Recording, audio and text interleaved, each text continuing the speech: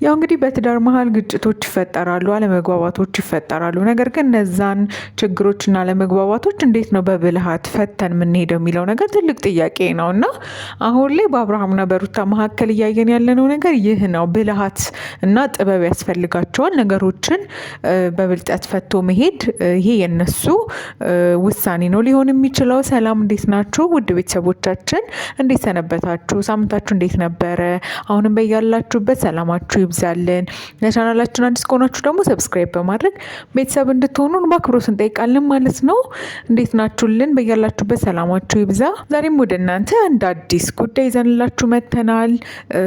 የአብርሃምና የሩታ ነገር ወዴት እያመራ ነው የሚለው ነገር በጣም በብዙዎች ዘንድ እያሳሰበ ነው። ምክንያቱም ፈጣሪ የሰጣቸው አንድ በጣም ውድ ነገር አለ በመሀላቸው። ያ ነገር ደግሞ ነገሮችን ችለው እንዲያሳልፉ እንዲሁም ደግሞ በብልሃት ማድረግ ያለባቸው ነገር አድርገው የነጋቸውን እንዲያሳምሩ ማድረግ ያለባቸው እነሱ ናቸውና አሁን ላይ ግን እነሱ እያደረጉት ያለው ነገር ምንድን ነው የሚለው ነገር ሁላችንንም ያው ጥያቄ ውስጥ የከተተ ነገር ነው ማለት ነው። ፈጣሪ መጀመሪያ ሲያምን በትዳር ውስጥ ልጅን ነው የሚሰጠው። ምክንያቱም ልጅ በጣም ትልቅ ስጦታ ነው፣ ፍቅር የሚታደስበት ነው፣ እንዲሁም ደግሞ በረከት ነው፣ ብዙ ነገሮችን ይዞ የሚመጣ ነው እና የእናትና የአባት አለመስማማት፣ አለመጣጣም፣ በብዙ ነገሮች መሀል ማለፍ ለልጅ ላይ ዳፋው ለልጅ ነው። ምክንያቱም እንደ ኢትዮጵያ ማህበረሰብ ደግሞ ስናይ ብዙ ጊዜ የቤተሰብ ችግር ነው ለልጅ የሚመጣው። ልጆች ጎዳና እንዲያድጉ፣ ከቤተሰብ ውጭ እንዲያድጉ፣ ብዙ ችግሮች እንዲደርስባቸው የሚያደርጉት አንድም የእናትና አባት ግጭት ነው እና በአብርሃምና በሩታ መካከል ግን እየሆነ ያለው ነገር በጣም ከባድ ነው። ነገር ግን አሁን ላይ ልባቸው ተመልሶ አትሊስት ለዚህ ለልጃቸው ሲሉ ነገሮችን አስተካክለው መሄድ እንዳለባቸው ያው ሁላችንም የምናምነው ነገር ነው። ምክንያቱም አሁን ላይ እየሆነ ያለው ነገር ልክ አይደለም። መንገዳችሁን ስታችኋል። ለምንድን ነው እሱ የዚህን ያክል መጨካከንስ ያመጣችሁት? ምክንያቱም ይሄን ልጅ የሰጣችሁ አምላክ አምኗችሁ ነው፣ አብራችሁ ሆናችሁ እንድታሳድጉ ነው። መቃረን ይኖራል፣ መጋጨት ይኖራል። ነገር ግን እንዳልነው በብልሃትና በዘዴ ነው ነገሮችን ማለፍ ያለባችሁ።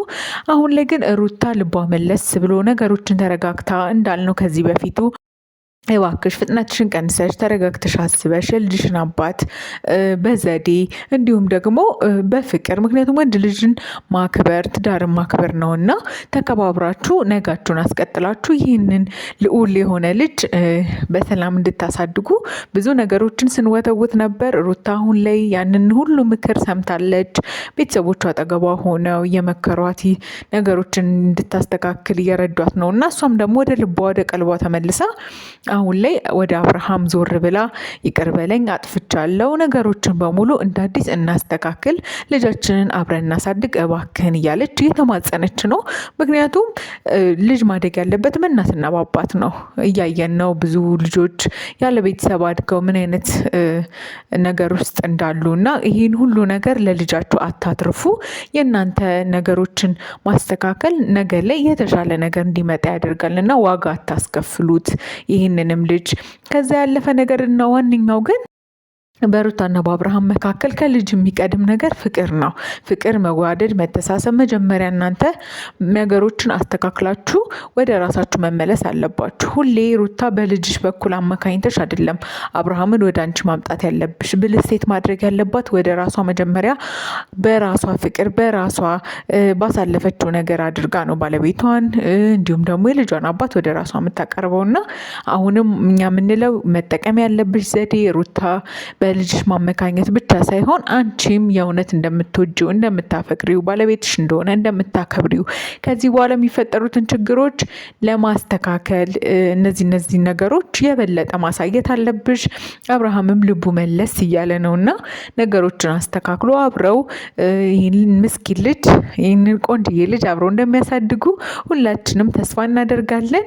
አሁንም አብራችሁን ስላላችሁ እናመሰግናለን። ውድ ቤተሰቦቻችን ለቻናላችን አዲስ ከሆናችሁ እባካችሁን ሰብስክራይብ በማድረግ አብረን እንዝለቅ እንላለን። በያላችሁበት ሰላማችሁ ይብዛልን። እንወዳችኋለን።